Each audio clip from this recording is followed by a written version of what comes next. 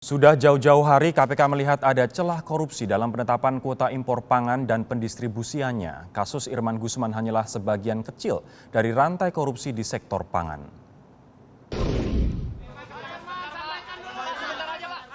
Ketua Dewan Perwakilan Daerah Irman Gusman ditangkap KPK karena diduga menerima suap untuk mempengaruhi distribusi gula impor. Sejatinya sudah jauh-jauh hari, Komisi Pemberantas Korupsi mengendus praktik korupsi dalam permainan kuota impor pangan. Bahkan Ketua DPD yang secara jabatan tidak ada kaitannya dengan pangan juga terjerat kasus pangan. Ini menunjukkan bahwa sektor strategis tersebut memang menggoda orang untuk bermain di dalamnya. Terkait dengan impor komoditi, termasuk impor gula, DPD tidak punya kewenangan di situ. Kalaupun Irman Gusman memberikan rekomendasi, dia tidak mengikat. Itu adalah rekomendasi pribadi dan tidak mengikat bagi yang diberikan rekomendasi. Impor pangan termasuk impor gula memang rawan permainan karena memberikan keuntungan besar. Sebagai gambaran, kebutuhan gula di Indonesia mencapai 4,7 juta ton per tahun, sedangkan produksi gula dalam negeri hanya 2,5 juta ton per tahun, sehingga butuh impor 2,2 juta ton gula. Karena kalau Anda tanya seberapa manisnya, manis benar kan, keuntungannya kan cukup besar. Sebagai contoh ya, impor dari luar negeri itu 5.500 atau 6.000. Oke, dengan plus biaya sekian, taruhlah juga nggak akan seberapa ya. Kalau Anda jual 12.000, 13.000, Anda hitung aja lah ya, kira-kira gitu ya. Permainan di sektor pangan bisa terjadi dari mulai penetapan kuota, aktivitas impor, hingga distribusi. Menteri Pertanian Amran Sulaiman mengaku pihaknya serius untuk memberantas mafia impor pangan. Secara umum, dan Anda mungkin sudah tahu, di Kementerian Pertanian ada KPK, ada dari Reskrim, ada dari Jaksa. Artinya apa? Di situ bentuk keseriusan Kementerian Pertanian penegakan hukum. Namun, fakta di lapangan menunjukkan permainan di sektor pangan impor masih terus terjadi. Soal penangkapan gimana Pak Irman?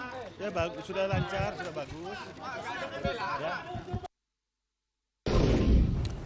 Perum Bulog akan memberikan sanksi kepada CV Semesta Berjaya, perusahaan milik Saferiandi Sutanto yang menyuap Ketua DPD RI Irman Gusman. Sanksi akan diberikan bila CV Semesta Berjaya terbukti menyalahi kewenangannya sebagai mitra penyalur gula impor.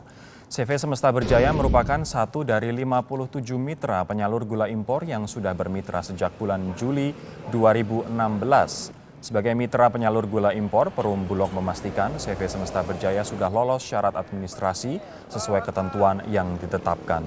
Seluruh mitra penyalur memiliki fungsi untuk menjaga harga gula tetap stabil hingga tingkat eceran. Perum Bulog tidak pernah berkomunikasi dengan DPD RI perihal pengaturan kuota gula impor. Seleksi mitra penyalur dan distribusi kuota impor seluruhnya menjadi kewenangan divisi regional Perum Bulog pada masing-masing provinsi. Penetapan kuotanya itu dilaksanakan oleh subdivre masing-masing karena pasti memperhatikan jumlah yang akan dijual dan jumlah penjualnya di daerah tersebut. Karena yang kami distribusikan adalah barang yang memang harus dijual, bukan hanya disalurkan.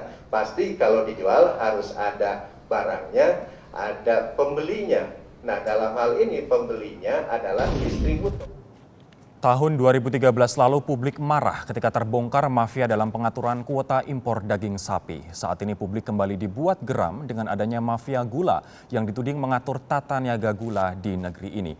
Bagaimana sebenarnya rantai korupsi di sektor pangan termasuk gula di negeri ini dan betulkah petani dan konsumen Indonesia dirugikan akibat ulah para mafia pangan ini? Kami akan membahasnya dengan 3 orang narasumber. Yang pertama adalah Syarkawi Rauf, Ketua Komisi Pengawas Persaingan Usaha KPPU. Mas Rauf, selamat malam. Ya, selamat malam. Ada juga Yose Rizalda Muri, peneliti politik ekonomi CSIS, Center for Strategic and International Studies. Mas Yose, selamat malam.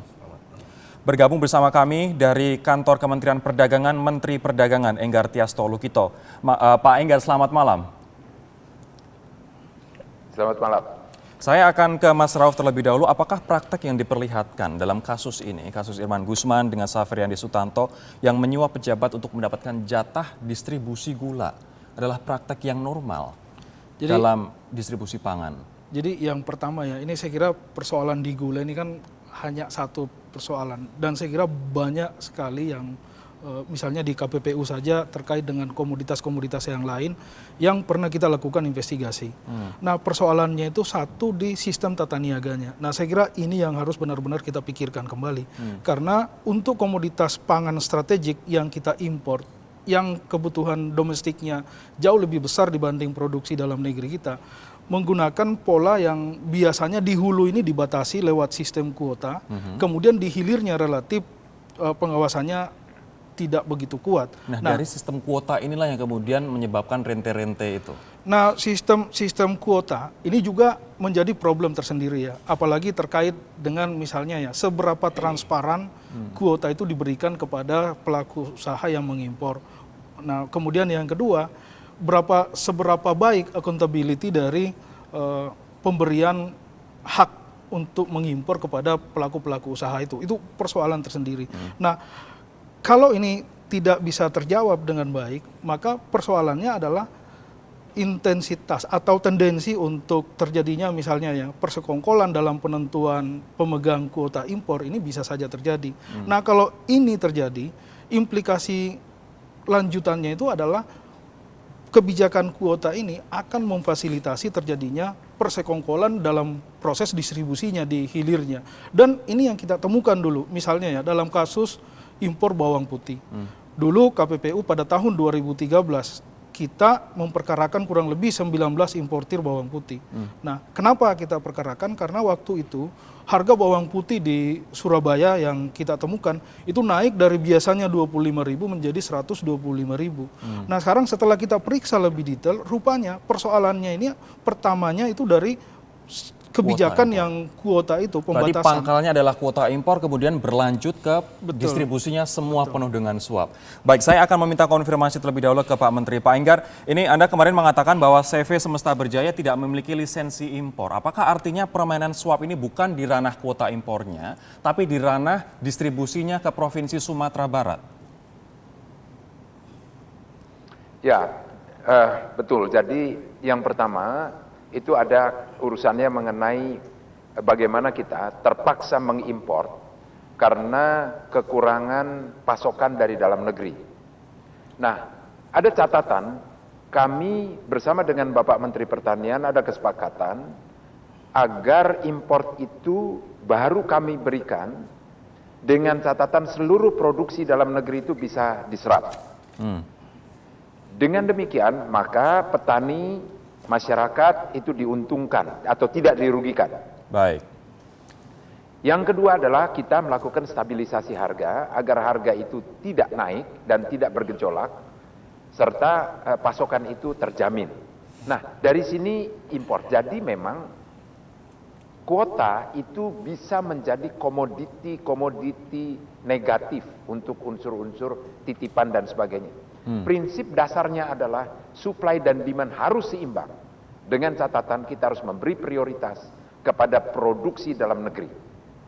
Pak Menteri, ini itu yang kami impor. Baik, saya akan mencuplik data dari Asosiasi Petani Tebu Rakyat Indonesia APTRI yang menyatakan bahwa pemerintah diduga sengaja mengelembungkan kebutuhan gula nasional sehingga impor lebih banyak daripada yang dibutuhkan.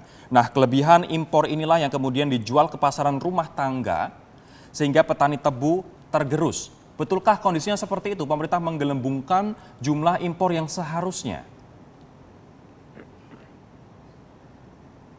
Begini, kalau harga naik, maka yang diuntungkan itu bukan petani tebu. Yang diuntungkan adalah distributor. Petani itu sekarang mendapatkan imbal hasilnya begitu rendah.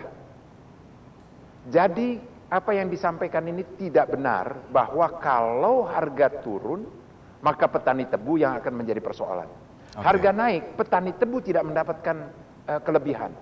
Sekarang kita tidak mau mengatakan bahwa ini penggelembungan data kebutuhan. Realita yang ada, memang terjadi kekurangan. Kalau pasokan dalam negeri sudah bisa diserap, dan dengan nanti tata niaga tebu kita akan diskusikan bersama dengan Pak Mentan, para petani tebu terjamin dan tidak ada unsur-unsur permainan dan penekanan dari para industriawan, baik BUMN maupun swasta kepada petani tebu, maka kita tidak perlu khawatir dengan impor. Baik. Mekanisme pasar itu sudah terbentuk, sama halnya dengan beras. Baik. Sekarang tidak ada permintaan impor beras karena suplainya sudah terpenuhi. Baik, kita akan lanjutkan perbincangan kita seusai jeda berikut ini. Nanti saya akan tanya ke Mas Yose, betulkah kasus ini marak terjadi karena ada permainan antara oknum BUMN, oknum pengusaha dengan oknum di kementerian-kementerian? Kami akan membahasnya sesaat lagi.